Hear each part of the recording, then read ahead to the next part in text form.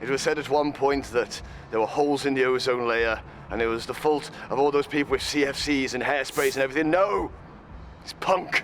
All these punks do, all they do is they scare kids, they scare old people, they're just spreading terror across the nation.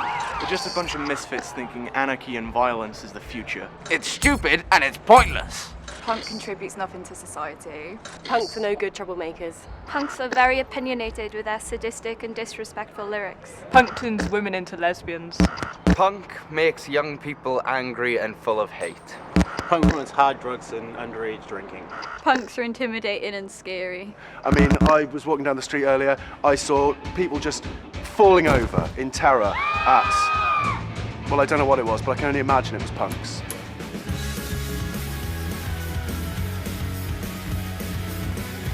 The punk subculture really took off in 1976 with the impact of the Sex Pistols in London, along with other groups who became associated with the scene, the Stranglers, the Damned, Patti Smith, the Clash, to name a few.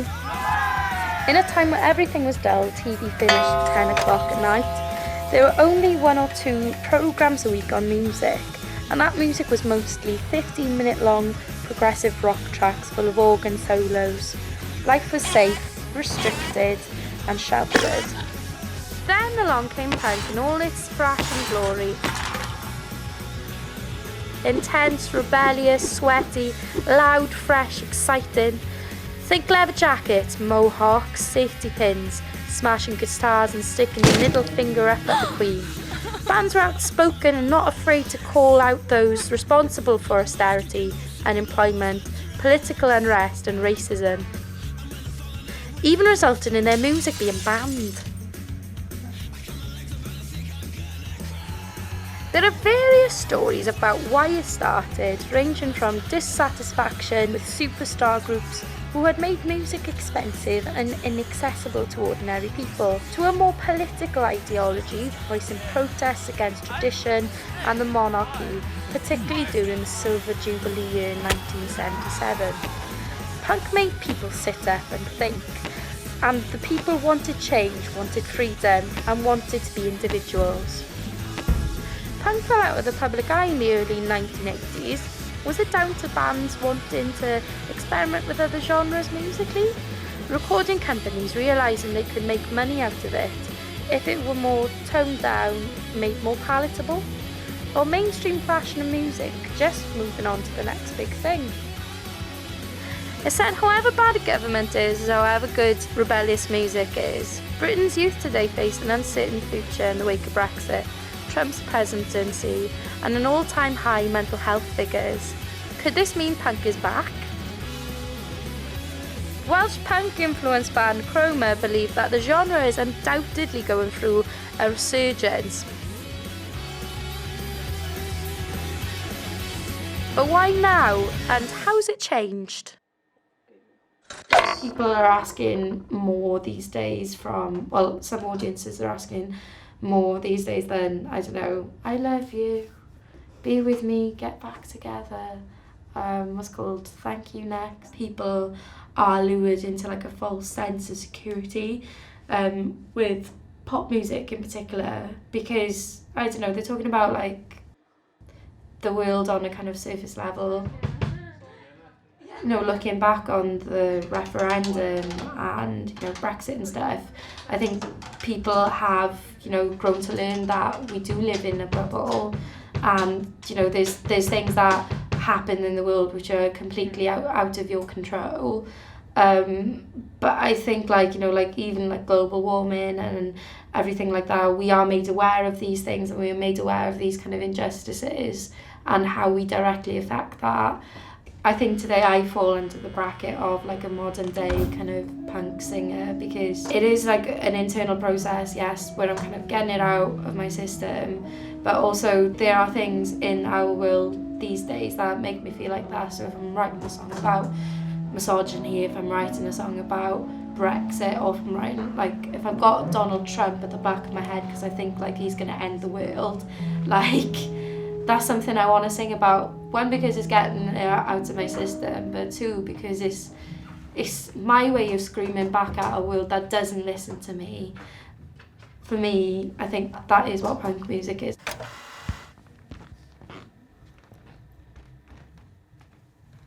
I think punk is very different to a lot of people, but punk for me would be expressing yourself in a way that you feel comfortable doing so that might not be a normal way of expressing yourself.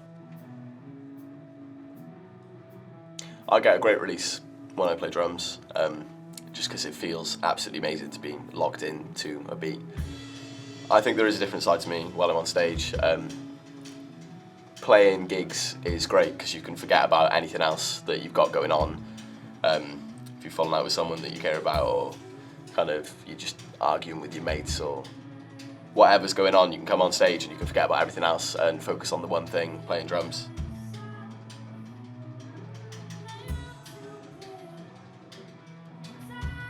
Punk to me is a bit of a response more than anything else.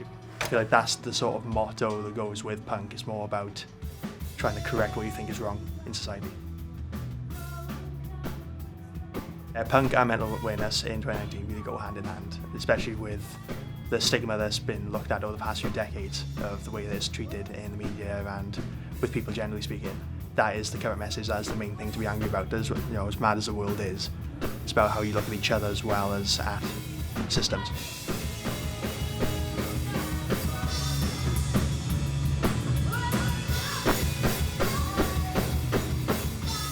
Having listened to like the Sex Pistols and Pyroclastic and like those kind of punk bands which were back in the day, Instead of being like, okay, I hate society, this is what's wrong. Now, what you're seeing more in punk is, oh look, this is what society has done to us. I write songs which are so personal to me that it definitely helps me put things in perspective, and I think like when you say things out loud, it's a massive weight lifted off your shoulders. We've got a Tory government in at the moment and they are arseholes.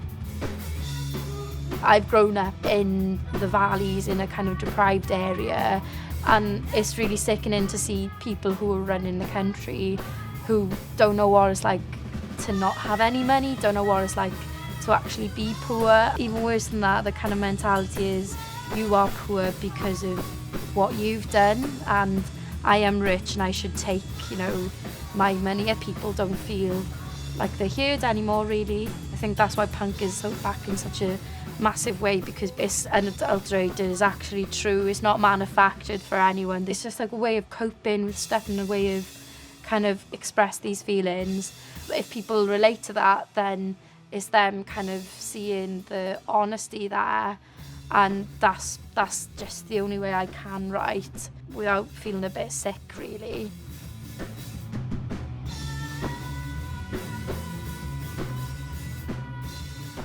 The writing process really helps us mentally as a collective, just to have an outlet and a way of saying everything that we want to say, even though we might not have all the words. All three of us have our own individual sectors. You've got Katie is virtually an open book. The way that she writes, everything is always so empathic and human and just brutally honest in every sense of the word. It is just, I think she allows people to hear them words and feel the same way, even though they might not have known that they felt it before. My element is the rhythm, and then Zach then will apply the percussion to everything. Between myself and Zach, just encourage that strength of the words to come through with a heavier hit. And I think that sort of ties in just the aggression that comes with the sound, with all three elements combined. It just sort of portrays that we want to share something and make our response to it.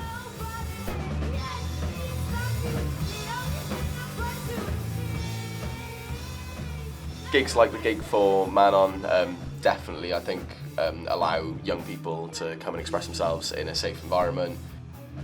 Yeah, Manon was somebody really involved heavily in the Welsh language music scene. Her and her sister would come to a lot of our gigs even when we were starting ourselves. To then suddenly lose her, you just got to show that it's not that something can just happen to one person. It's something that anyone in the crowd can feel, and even in our lowest moments, there's an element where everyone has that thought at one point, but it's good to know that these gigs are on so we can all support each other if we're ever feeling that way ever again, and just to encourage people to be open with their thoughts and feelings.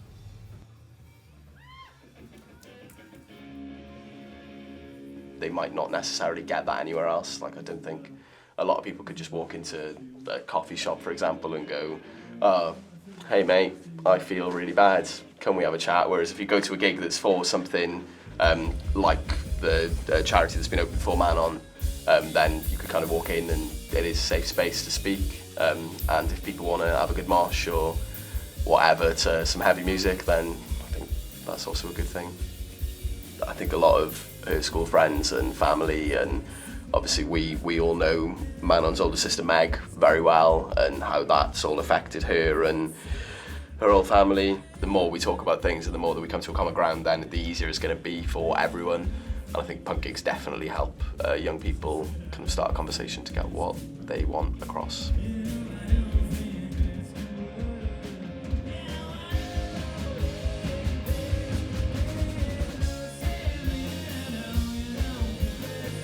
Okay, so I just want to thank everyone for coming tonight. I know that we're all here to raise awareness for the Nicholson-Jones Foundation, not even just Nicholson-Jones, just mental health and awareness. And I know that a lot of us struggle with, you know, just the day-to-day shit that goes on, really. But it's really nice that we can all come together and kind of relate to each other. Like, through punk music, we can understand how we feel and relate with each other and have a really good night.